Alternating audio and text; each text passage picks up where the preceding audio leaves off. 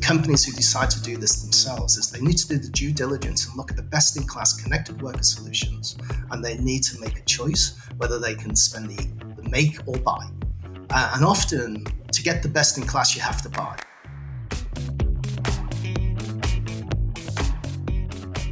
You're listening to ZapChat, and I'm Richard Milnes. I'm the CEO and founder at ZapTech. So today I'm speaking to Tom Hughes. He is an IWS expert. He has spent the last 30 years of his career in manufacturing, working for companies like P&G, Gillette, Duracell.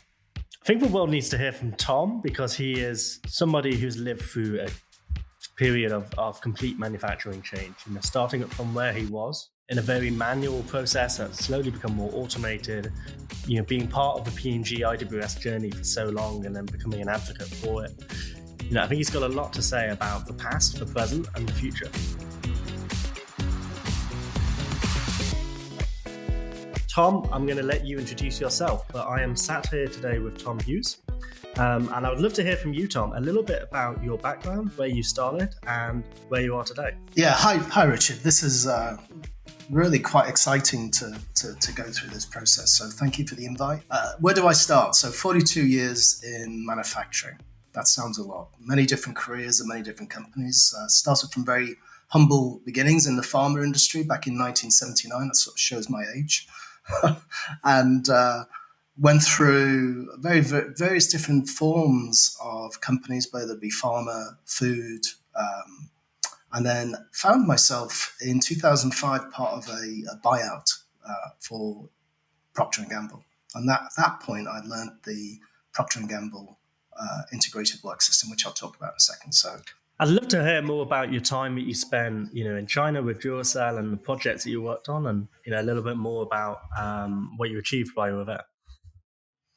Yeah, okay. It's a good conversation. So it goes back when I joined Duracell in 2003.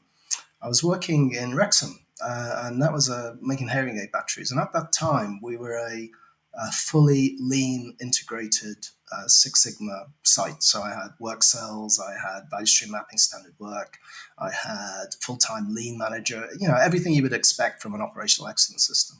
And then in 2005, when I was running that factory, P&G bought Gillette, the Gillette company of which Duracell was a part of, for $56 billion. Wow. At the time, it was one of the biggest purchases in CPG, Consumer Products Group, globally. And they said, hey, Tom, you're a plant manager here running this factory in Wrexham. We actually have a site in Manchester. Why don't you go over and see what those guys are up to and, start sharing some of your lean stuff. And we're going to introduce you to this thing called IWS. So I went over to the Manchester site and saw equipment that was far more complicated than mine and running double the efficiency. So I thought, I need to learn something here. So this developed over the next 12 months. And then as I went through and absorbed IWS, I had the great opportunity of moving to Duracell China. This was in 2006, Christmas. I went out there and learned Chinese. I speak a little bit of Chinese, not quite sure, Edian Zhongwen.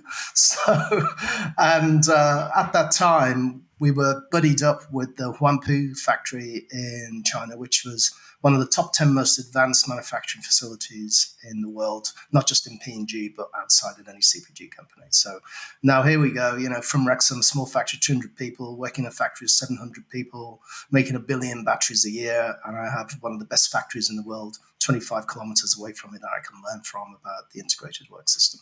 So, to really give you a little bit of depth about IWS, it might be worth me explain a little bit about Procter & Gamble too, I think. Would that be helpful? Please do, yeah.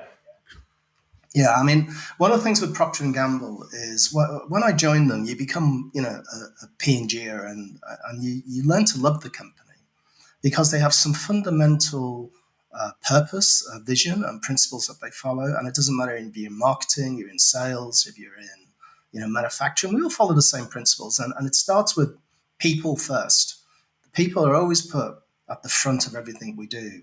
And P&G is a huge company. It has operations in 80 markets around the world. It has over $80 billion of sales every year, and it has over 100,000 employees. So this is one of the biggest CPG companies globally, and they make many brands that you know are Pampers, Pantene, Head and Shoulders, Gillette blade and razors. It goes on and on and on. So many of them are household brands and brand leaders. So in this company, which was founded in 1837, they really have put people at the front of everything they do. In fact, one of our CEOs, it's a very famous one I use in leadership training, is Richard Dupree. He was the chief executive officer in 1947, and his quote says, "Take away my factories, take away my brands, and leave me my people, and I will rebuild this company in 20 years." So, people has always been at the front of everything that P&G has done.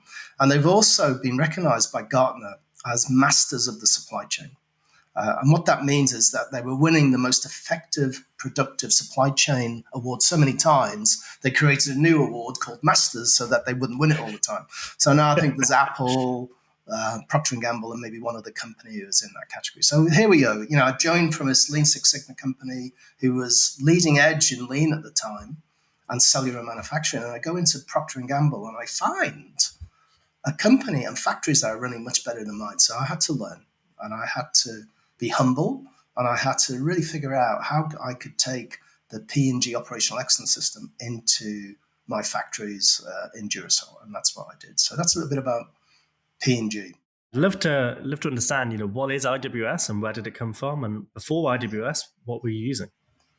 Yeah, so before IWS, I was using classic Lean Six Sigma. You name a tool in the toolbox of Lean and Six Sigma, we were using it in Duracell, whether it be spaghetti diagrams, whether it be standard work, 5S, all this, the standard stuff they can imagine. And when we got to P&G, they brought us all together in a global meeting and tried to educate us on IWS. And it was 275 PowerPoint slides. Can you believe it? I mean, I can believe it. Death by PowerPoint, I like to say. So, they had all these global leaders from all around the world, 50 of us crammed in a conference room. They give 275 slides about IWS, and we all went, poo-poo. We've got most of that stuff already. How can that be different?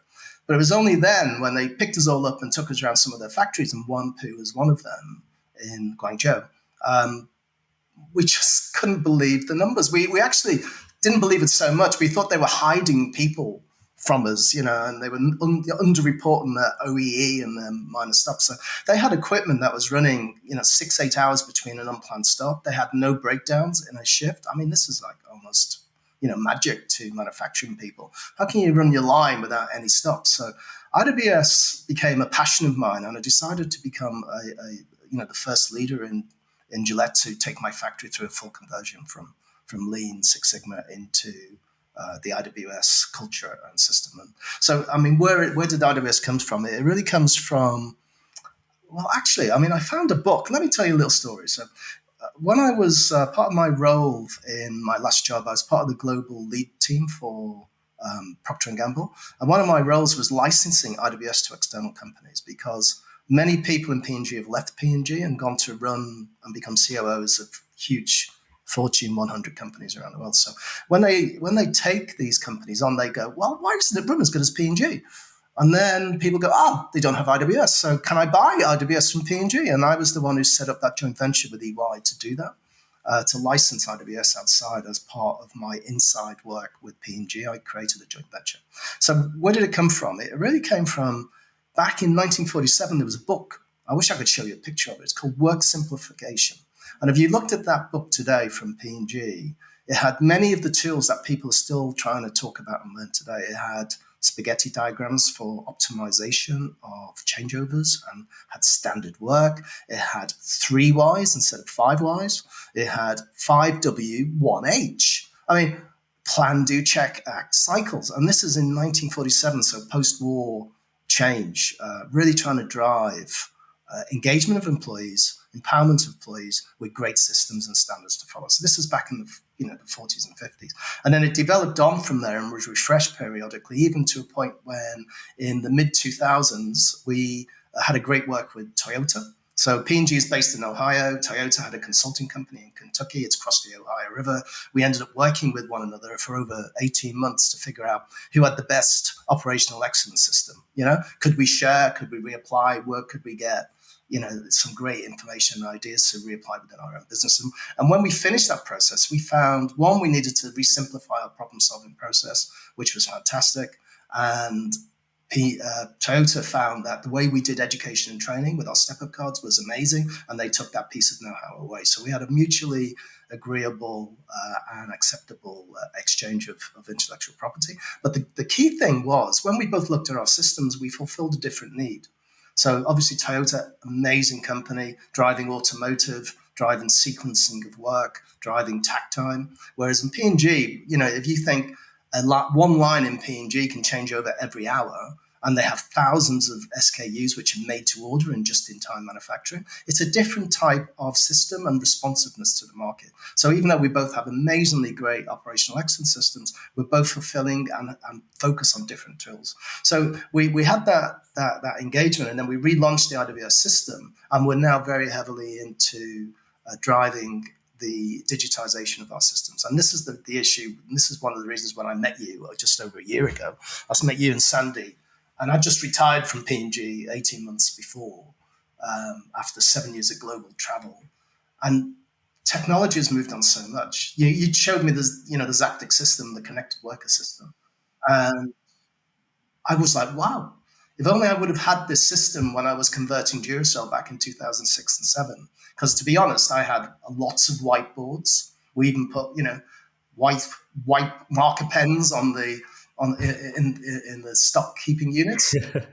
And then we really started working on digitization really over the last 5 years, I would say. So when I retired from P&G 3 years ago, and I met Richard and Sandy over a year ago now, and I saw what the connected worker system, the ZapTech system can do, it was just like, wow. I mean, if only I would have had that back 10 years ago. I mean, it would have made my operational excellence system, my conversion from, a brownfield site from Lean Six Sigma into the true IWS operational excellence system. It would have made it 3 times faster and 10 times easier, because all I had on the floor were white pens, whiteboards, pens, paper, folders.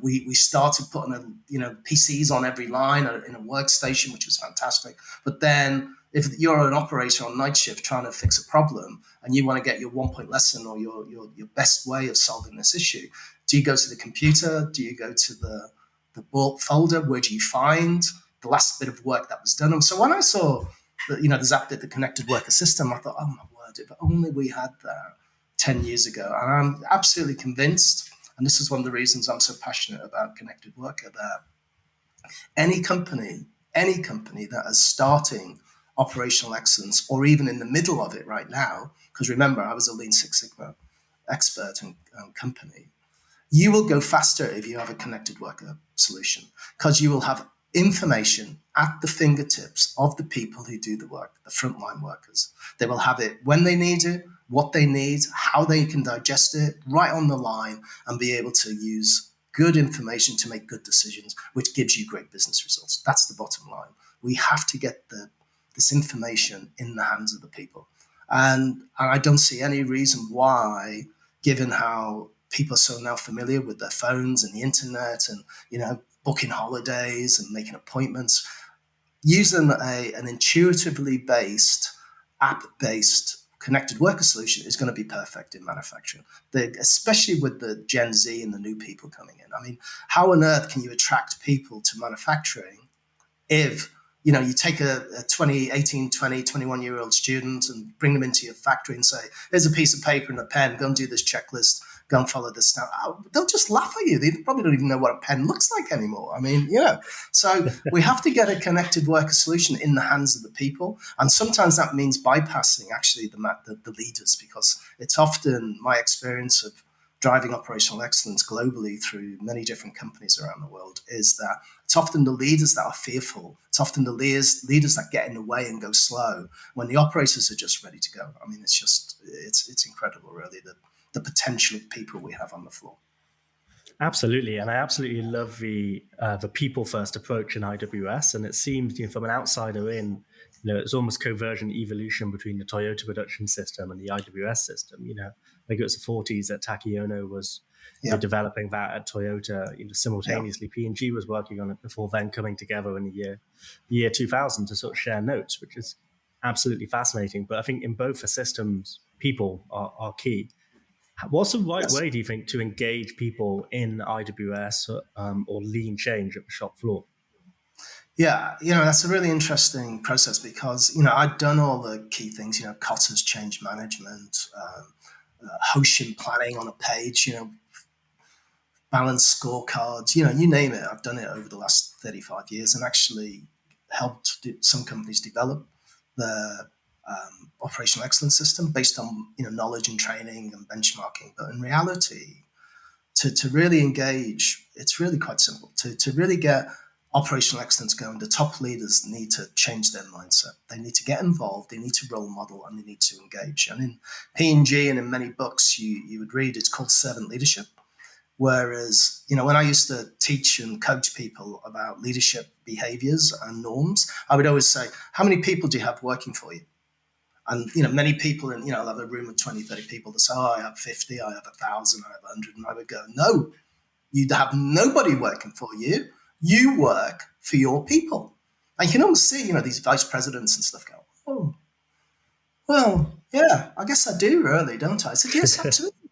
Your job is to get out of the people's way and give them the right tools, the right information, the right data at the right time so that they can do their job more easily than they do it yesterday. We have to drive improvement. We have to drive continuous improvement. We have to give the people the tools and processes they need. And that's where a connected working solution is absolutely slam dunk ideal for manufacturing and operations. Absolutely needed. Absolutely. And how can a connected worker solution support the shop floor with their KPIs? Directly, if you were to look at the benefits of a connected worker solution or indeed a connected workforce, where should I look? Yeah. Maybe I'll give you a couple of anecdotes on before and after as I see it today. So first of all, let's think about breakdowns on a line, something simple. A lot of people outside of manufacturing don't realize how hard we run our equipment. So our equipment in many factories around the world runs 7 days, 24 hours a day. Just think about that for a second, okay?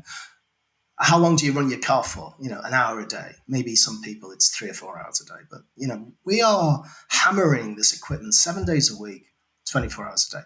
Therefore, you don't want it to break down. If it breaks down, what happens? You lose product, you lose service, you could end up not fulfilling your customers. So when you're running assets, I'm calling machines assets, that hard, you have to maintain them effectively. You have to stop them breaking down. You have to stop them having minor stops, because every time you stop, you cause an issue, not only with the line stability, but this is the main cause of quality issues and safety issues. When there's a breakdown, you have unforecast work. People go in, they take a shortcut, they have a poor behavior, they don't have the clear standards, they cause an accident.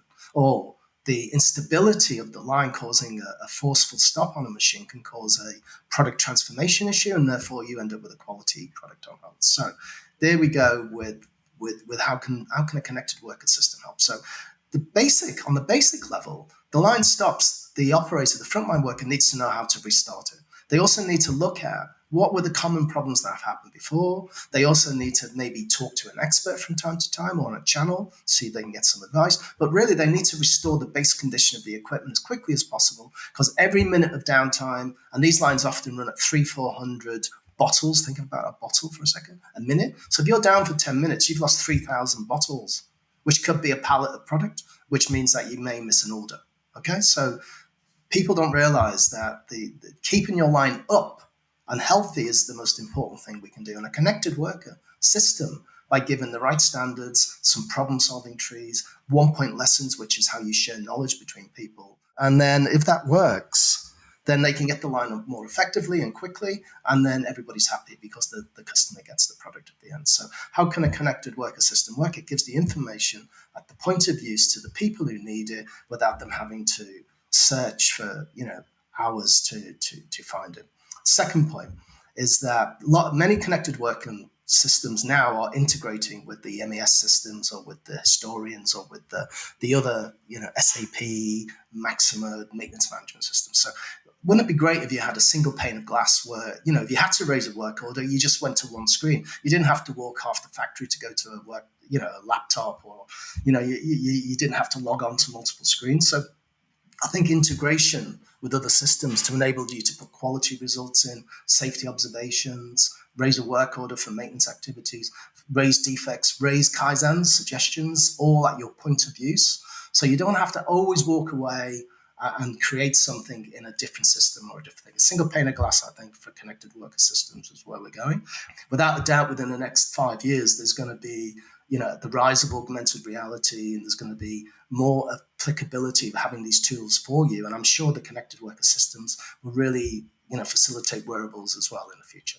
The biggest form you will find of product recalls in the market is often linked to mislabel, mispack, and miscode. So this is where you've made this beautiful product and then you put the wrong format date code on because country 1 wants month, year, country 2 wants day, year, and country 3 wants year.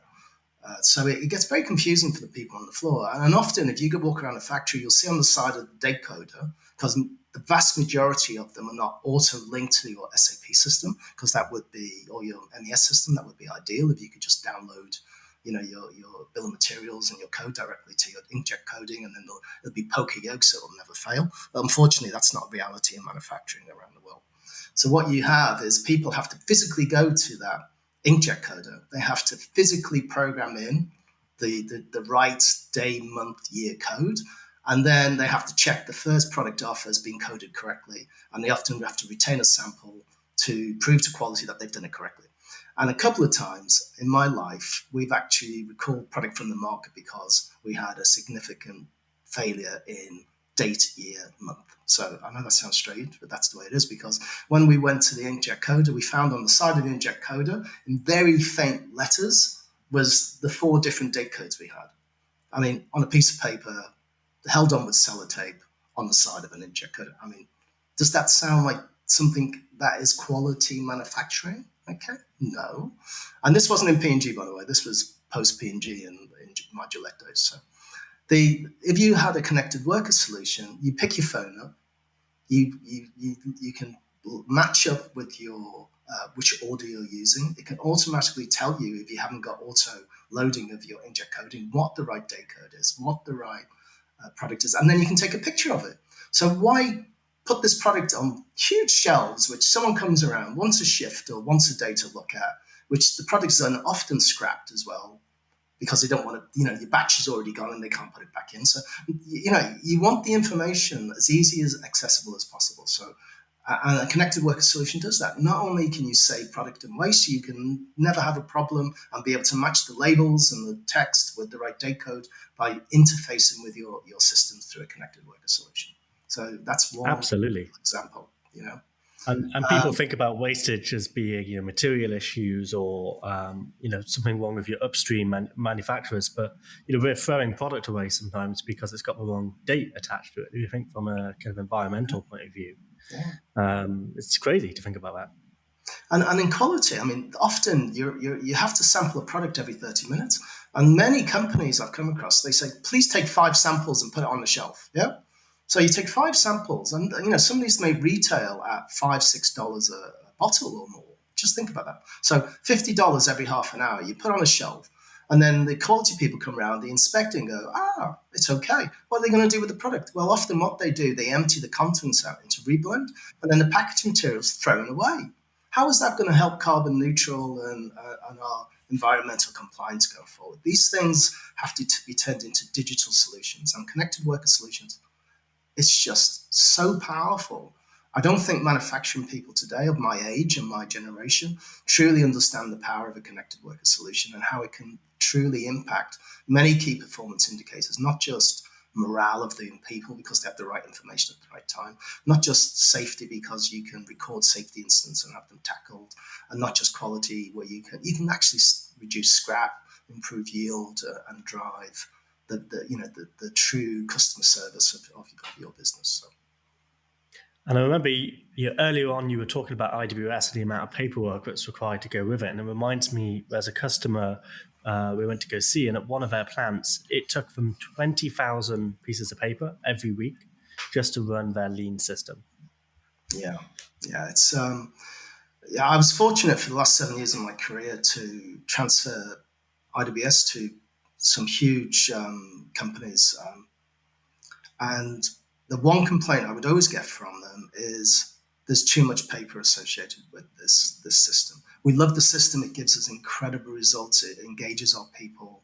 It truly empowers them to do the right work. But we've just got too much paper. We had, shift handover books, which were, you know, hundreds of pieces of paper every day.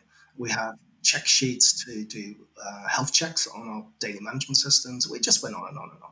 And P&G have recognized this and have been working hard internally with their own resources to develop systems and apps to put these together. But the problem I find is that because companies try and do this themselves, they're not using the best of breed. They're developing something they think is good, and they're really not aware of how good is good. And a real example of this was in I won't mention a company, but I was licensing IWS to a global tire making company, and they said to me, "Our safety results are great." I said, "Well, what are they?" And they said, "Oh, this factory is the best in the world. It's 1.5 TIR, that's total incident rate." And I said, "Well, that's not very good." He said, "Well, we benchmark with the other tire making companies. It's great." I said, "Well, have you benched with consumer products? You know what P&G's is?" And he went, "No, what is it then? That can't be much better." I said, "It's zero point 0.2." And many of our factories have run at 0 TIR for years. So what you have to do with companies who decide to do this themselves is they need to do the due diligence and look at the best-in-class connected worker solutions, and they need to make a choice whether they can spend the make or buy. And often, to get the best in class, you have to buy. And because most connected working solutions, I'm not, Zaptic is, my passion right now. The cost of doing it versus an MES system is a different order of magnitude lower. So what we have the ability to do through our global manufacturing is to introduce a world-class system of connected worker at a price they can afford. I think it's going to be amazing, and we just need to get more of this information out in the hands of those people who make decisions and get pilots going and get manufacturing converting to a digital state. I fully believe it's going to work. One recurring theme we've had this season is of course, for labor instability, the difficulty to find, recruit, onboard people. And I was wondering, how is IWS going to help that? And do you think that IWS is going to evolve in response to that over the next decade? Yeah, I mean, one of the biggest challenges of any manufacturing company at the moment, whether it be the COVID challenge we've had over the last few years, is really the aging population in many of the Western world. So, some of the statistics are frightening about how population will reduce over time. And what we have to do is find a way of attracting, retaining, and faster onboarding people. So in IWS and in TPM and in world-class manufacturing, there's often a pillar called education and training. So the processes are known what to do. You have to do your training needs analysis. You have to set a strategy against your business needs. You need to hire the right people, and then you have to train and onboard them. The problem with all this stuff is it often takes months, if not years, to get it right. So here we are, we're in a business, you've got people retiring, you've got people with COVID and offered short-term notice, and often you don't have enough people in the right place to do the right work. And therefore lines are sitting idle because you don't have trained, competent, capable people who really can be trained and competent if they had a very fast way of doing it. So IWS has looked at this, and so have many of the others. People have been trying mightily to capture knowledge from the people who are leaving. They've been mightily trying to develop some simpler SharePoints or Power Apps or something to try and get people the information they need. But with a connected worker, it's a holistic system. Not only can you capture the knowledge of people retiring on the line at the point of use and scan a barcode and pre-populate it and just record a video, it's just amazing technology. But you can also do that with the training files, the skill blocks, that you can do self-paced training, you can qualify them, you can truly put it in the hands of the people again. And I think that the two big things are, one, capturing the knowledge of those people who are leaving, and IWS tries to do that, but it's still very difficult. There's not an easy process to do it. Then there's capturing current knowledge and making it your new standards. Difficult, because if you generate 500 one-point lessons in a site of 1,000 people every week, how do you manage the whole process? Does it work? Does it get blocked? Can it be speeded up? Connected Worker Solutions can do that. And then fast onboarding of people when they come in. If they have small video clips, if they have real knowledge explained to them in a self-paced, managed way, their onboarding will I'm sure, reduce by half with a Connected Worker solution. So is IWS looking at this? Yes. Is it a problem? Yes. Have we got a solution in IWS for it? No. Are we working towards it? Yes, I would say. And obviously I left P&G over 2 years ago now, so things have moved on. So maybe they have a solution right now, but I didn't see it when I left. It wasn't available. We talk a lot about automation in manufacturing, the idea that people are leaving the workforce. I'd love to get your view on how true that is, and whether you think people are still going to be relevant in a manufacturing environment 100 years from now. Yeah, that's a very good question, because there's been a huge drive in productivity throughout many companies. P&G itself you can look at the annual reports. I've mentioned numbers of 7.5% productivity improvement every year for the last 5 years, which is absolutely incredible.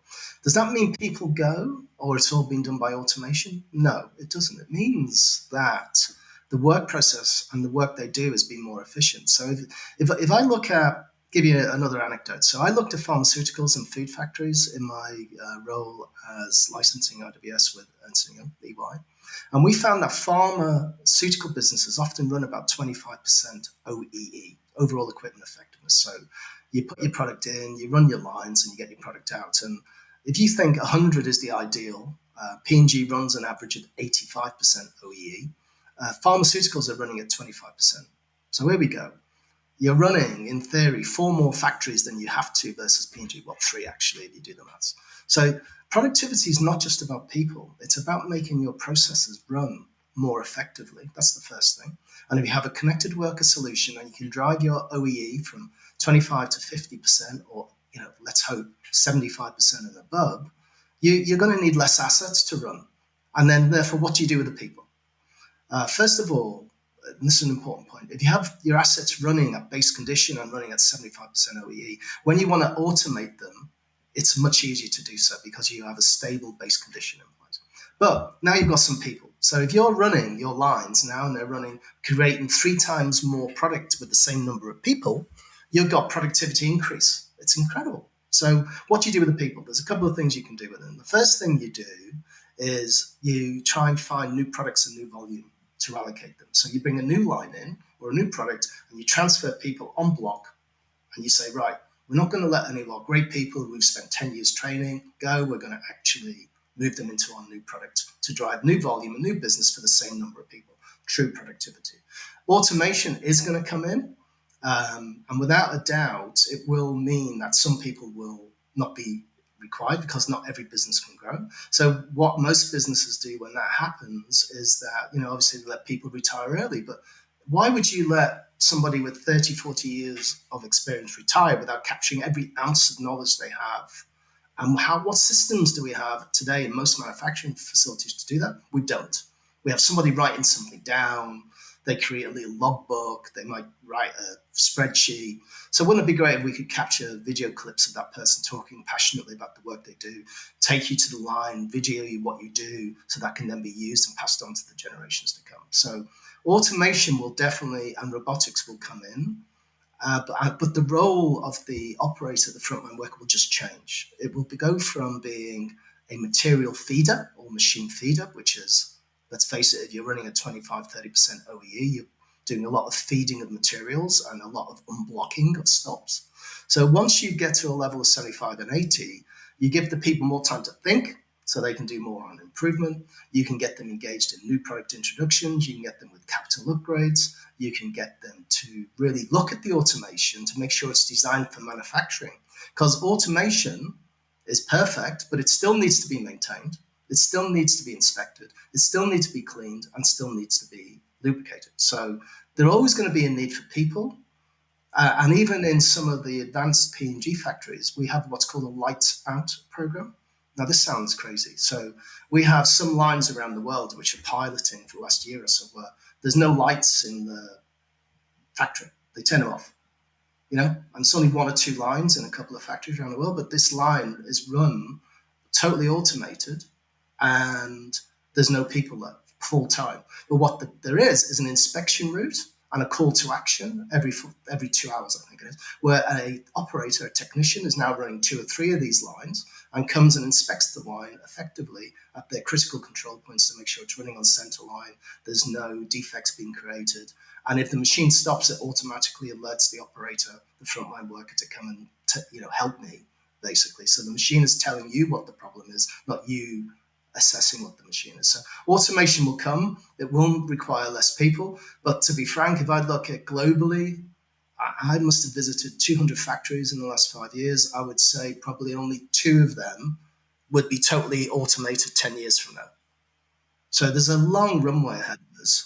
It's a long runway. There's still a huge amount of manual handling activities, a huge amount of some processes which just can't be roboticized and automated today with the current technology we have. So I still think people are going to be a core part of manufacturing for the next 50 years. After that, who can forecast where it will go? And so there's a lot of runway ahead of us and a lot of people we need to support and help, train, make more capable, give the information they need at the right point at the right time. Absolutely. And I like that. Your workers are always going to be relevant, but their role is going to change and it's going to evolve over time. Yes, absolutely it will. Well, Tom, thanks so much for joining us today. It's been a really interesting conversation, and you've been listening to ZapChat. Thanks for listening, and please like and subscribe wherever you get your podcasts.